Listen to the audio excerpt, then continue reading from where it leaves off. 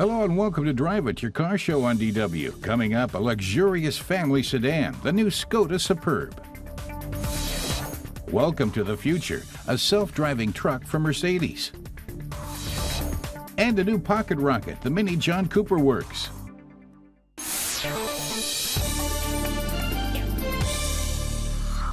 Car tester Sascha Knapp sees himself as twice lucky. His job takes him to Mallorca, and he gets to test the new Mini John Cooper Works. Minis aren't just small, they're sporty. They have been since Mini's first Monte Carlo rally victory in 1964. And here we have the new model.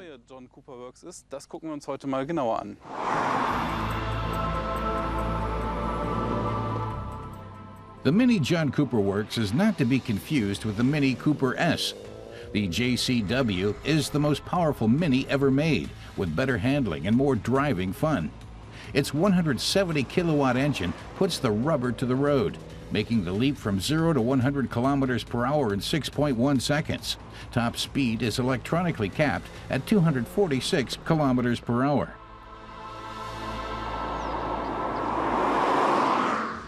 Sascha admits 170 kilowatts doesn't sound like much, and it may not be enough for hardcore Mini fans. Plus, many had been hoping for a Mini with all-wheel drive, but they'll be waiting in vain. The current frame with its short wheelbase doesn't have room for it. Mini drivers looking to zip up and down hills might do better with the original.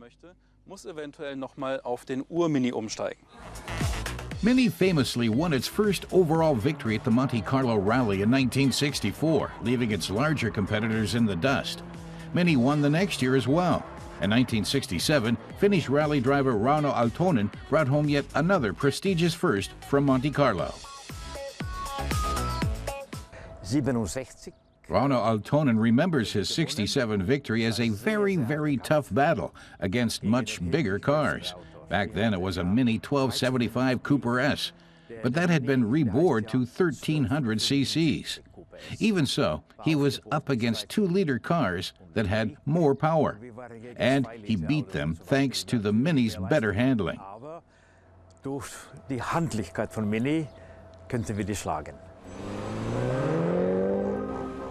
Now there's a redesigned sport suspension and wide tires for better road contact.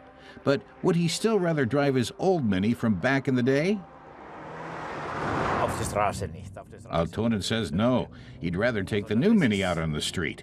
The John Cooper Works has a 2-liter engine and enormous and flexible torque. So when he's driving in 4th gear, for example, he can take sharp turns and stay in 4th. He doesn't have to keep shifting up and down like he would on the racetrack.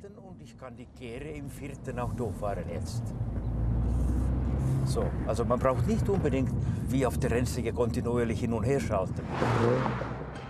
The new John Cooper Works lets the driver sit back and enjoy the ride. The 3rd-generation Mini once again shows who's boss in the sport compact class, and this one definitely shines through the curves. Rauno Aaltonen puts it through its paces.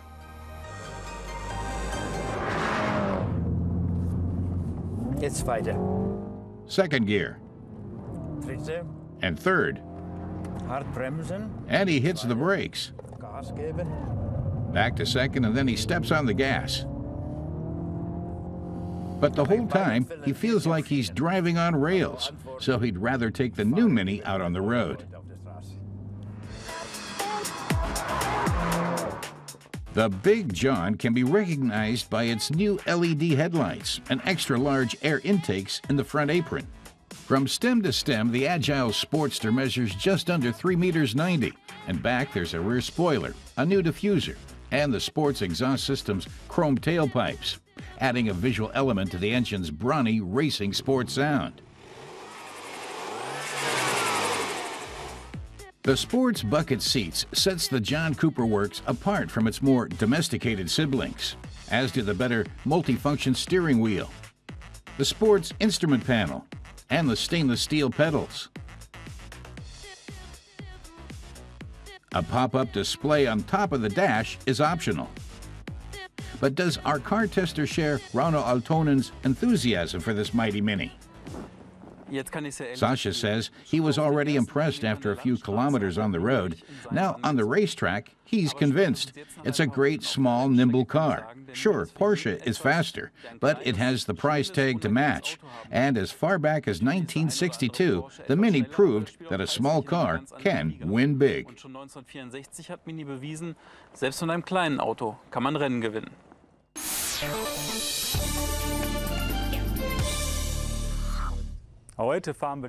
Car-tester Jens Stratmann is taking the new Skoda Superb for a spin. The first generation debuted in 2001, the second in 2008, and now comes the third. Does it live up to its name? The Superb is the Czech car maker's top-of-the-range model. With more than 700,000 units sold to date, it's holding its own on the international market. More than 15,000 Superbs have been registered in Germany annually since 2012. Now Skoda is hoping to add another chapter to its success story. Imelda Labe of Skoda explains that the Superb is Skoda's flagship. It brings together everything the brand stands for, such as space and unique emotional design. Skoda aims to accentuate that even more with this new model. Skoda's marketing is dignified and restrained. They highlight the Superb's clear lines, characteristic elegance, perfect proportions, and bi-xenon headlights.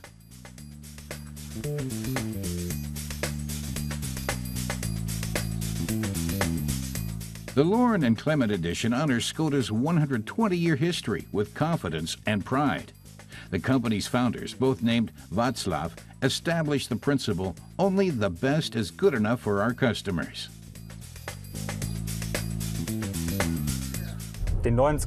Jens says the new Skoda Superb has all sorts of options, including a range of assistance systems. One you must have is the dynamic chassis control, an adaptive suspension that can be set to standard, sport, or comfort. There's also an eco, an individual driving mode.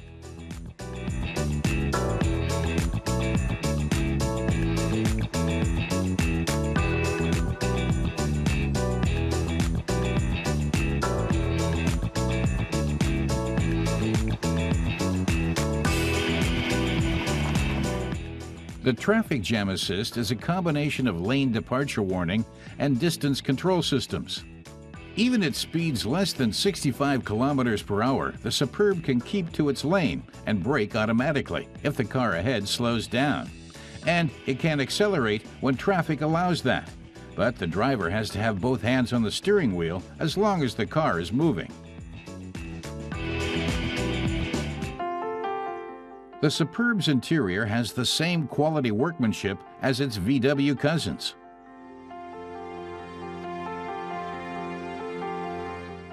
Just like the Skoda Fabia, the Superb can present smartphone content on its infotainment display, whether from an Android or Apple iOS.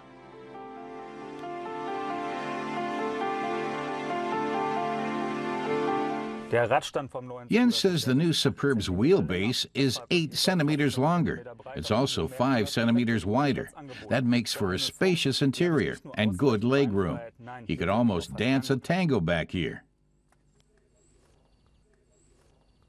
The Skoda Superb's trunk can be kicked open. If you've got your hands full, you can open the tailgate with a tap of the toe. There's 625 liters inside, expandable by pulling levers to the left and right, which gives you 1,760 liters.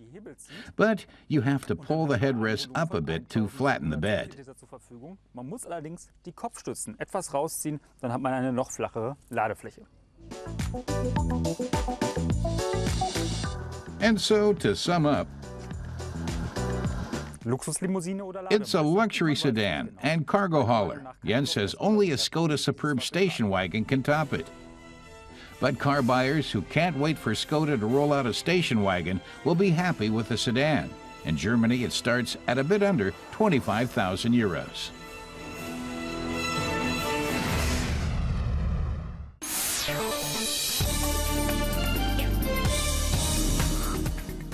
If you're someone who enjoys spur-of-the-moment camping trips, the Caddy Beach might be just right. Volkswagen made lifestyle a factor in the design of the Caddy Tramper's successor.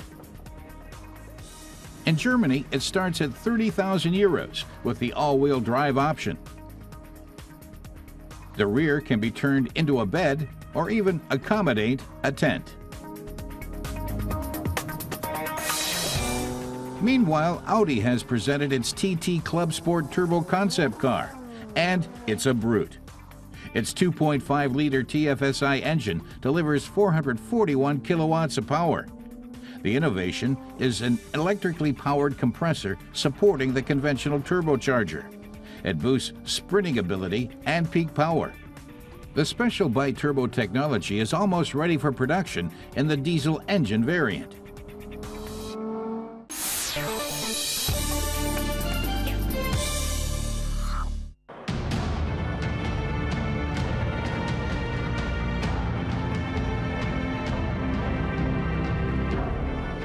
A giant of a vehicle is getting new license plates. It's going to be taking to the highway in the U.S. state of Nevada.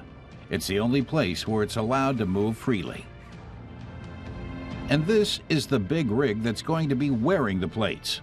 A Freightliner Inspiration truck outfitted with a Highway Pilot autonomous driving system, developed by Mercedes. Martin Zeilinger of Daimler says this truck complements the Mercedes-Benz Future Truck 2025, which they presented last year in Germany.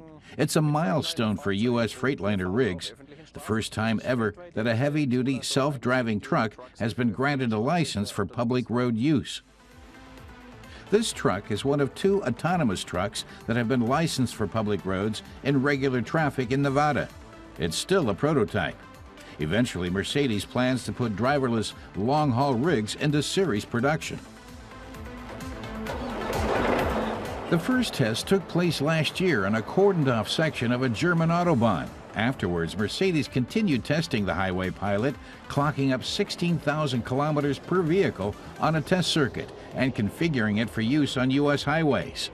The Freightliner Inspiration truck is based on the U.S. Freightliner Cascadia Evolution model with the addition of the Highway Pilot system.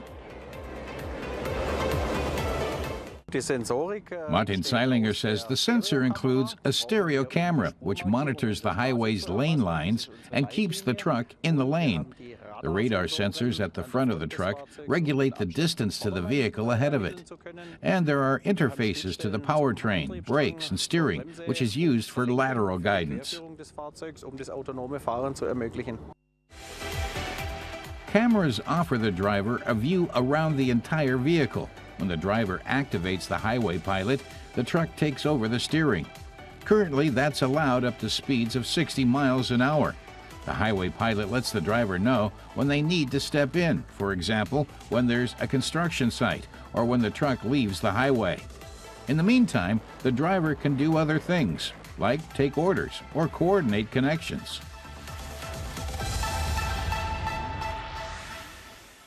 Martin Zeilinger says the driver is the core component of the system. They're not going to eliminate the driver. They're looking for optimal ways to assist and support the driver. Autonomous driving systems will help the driver stay fit and alert, so it's an important part of driver safety and of economical operation. The Freihtliner's interior is light and friendly in its design. During the haul, the driver stays in the driver's seat, but the rig also has an area for the driver to relax during breaks.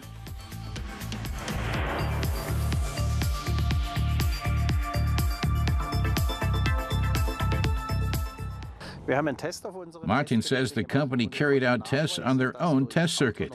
They determined that when truckers work on something else, autonomous driving helps reduce driver fatigue by about 25%.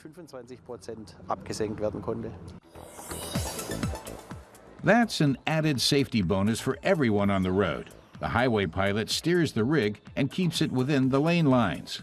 It also has a collision prevention function, which maintains the set speed or adjusts it through braking. But it doesn't initiate lane changes or pass other vehicles. The technology will be ready for series production in about 10 years. So, which will be ready first, self-driving trucks or self-driving cars? Wolfgang Bernhard of Daimler says we'll see self-driving trucks on long stretches of highway first before driverless cars in the city. Highway traffic patterns on the highway are much less complex, and trucks are on the road for long hours each day, so the technology is more urgent and useful there. That gives the trucking industry an edge, but the regulatory framework isn't there yet. Road traffic regulations need to be adapted, and that raises a lot of questions. One issue is what conditions manufacturers need to meet to get a system licensed and street legal. But discussions are underway with the regulatory authorities, and he's confident these issues will all be addressed in the next few years. Diskussion mit den Regularien, mit den Behörden, und wir glauben, dass das in den nächsten Jahren durchaus gelöst werden kann.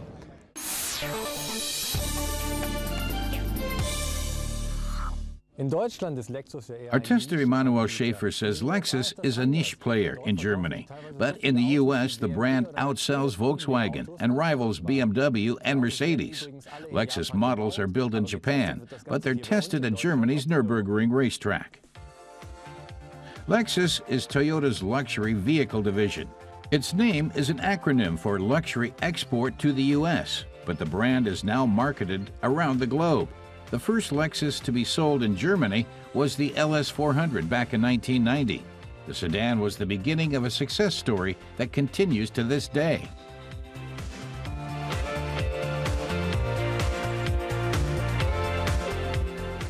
Emanuel says Lexus was founded in the U.S. in 1983 when Toyota designers rented a home in California to get a sense for well-heeled Americans. The LS400 made its U.S. market debut in 1989 and came out in Germany the next year. The fourth generation of the car was called the LS600H. The world's first full hybrid sedan, it hit the streets in 2007. Right from the start, Lexus was synonymous with luxury. Fully loaded, the first LS400 boasted features not common in its day, like the first series production sat-nav, automatic climate control, a stereo system, driver side airbag, traction control, and cruise control.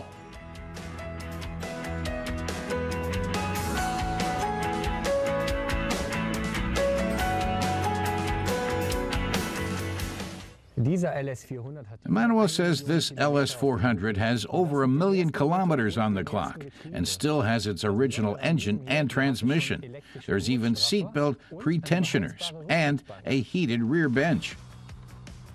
Emanuel can't resist taking the LS400 out for a spin, thereby putting a few more kilometers on the odometer of this 1 million kilometer car. Over the years, Lexus has been showered with awards for its bold combination of thrifty engines and lavish features. This recognition motivated the car maker to expand into other vehicle segments.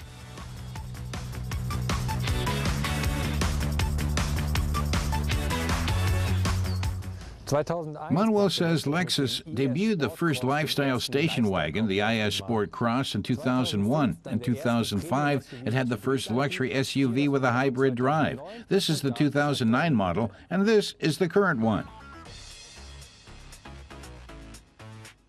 Lexus was the first and is still the only automaker to offer buyers a complete full hybrid range of luxury cars. The Japanese brand even boasts a supercar, the limited edition LFA. With its 412 kilowatt V10 engine and carbon fiber body, the LFA finished first in its class in the Nürburgring 24-hour race 3 years ago. Emanuel says the NX radiator grille isn't for everyone, and the alternating convex and concave shape is tough to produce. Some said it was too pricey for series production, but Lexus did it.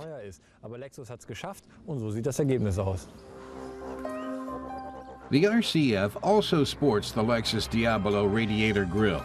Developed in 2014, the car is a further development of the RC Sports Coupe. The F stands for the Fuji International Speedway, where Lexus tested the car's performance. The high-performance sport versions of the RC are also F models. European competitors are now following the Japanese brand's lead and making the kind of hybrid engine that have become a Lexus trademark.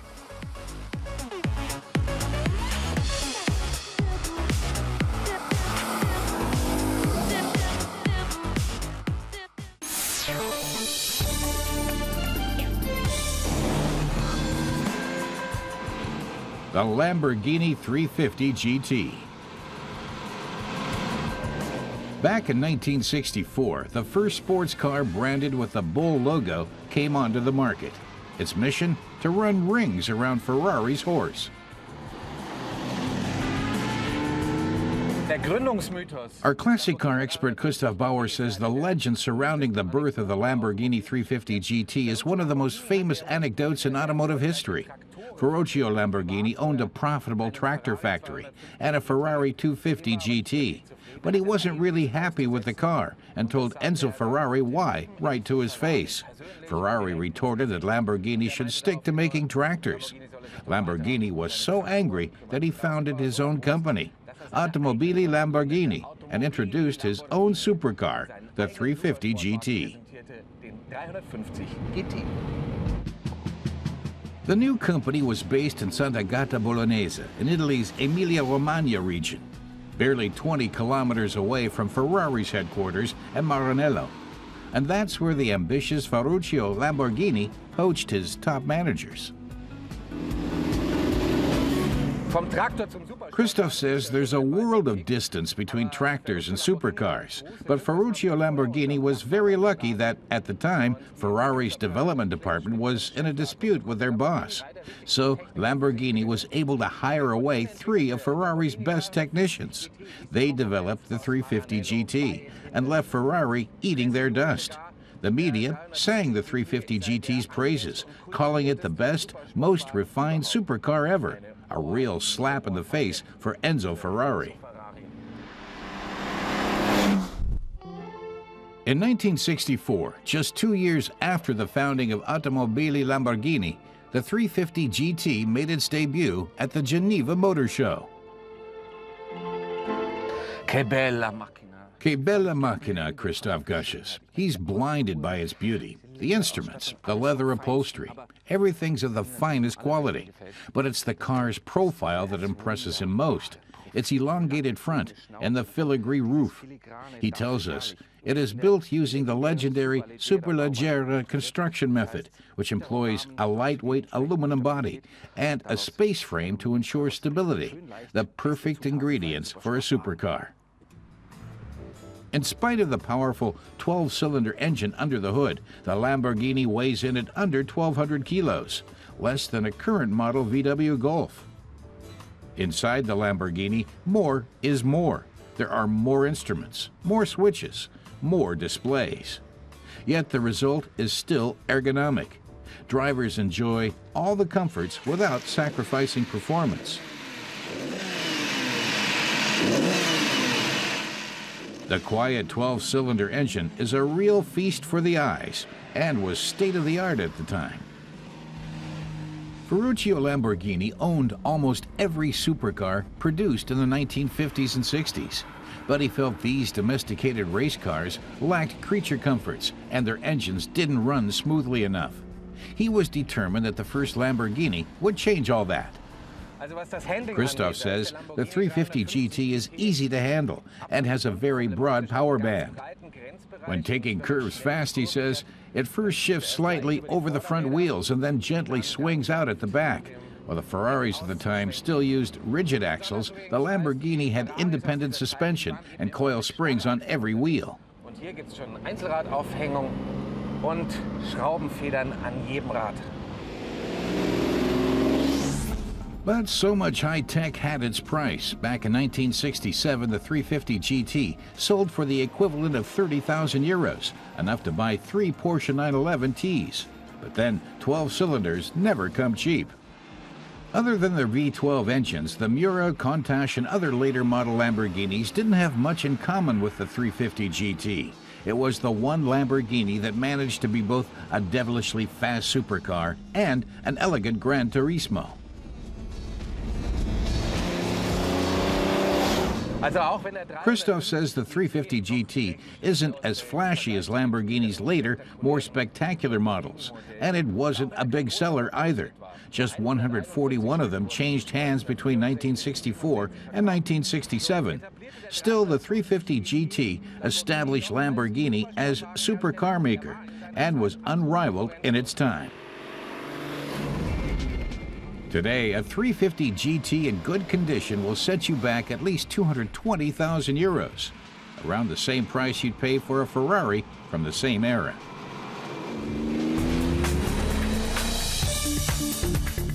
Next time on Drive It, sporty performance meets timeless elegance. The new Porsche GT3 RS.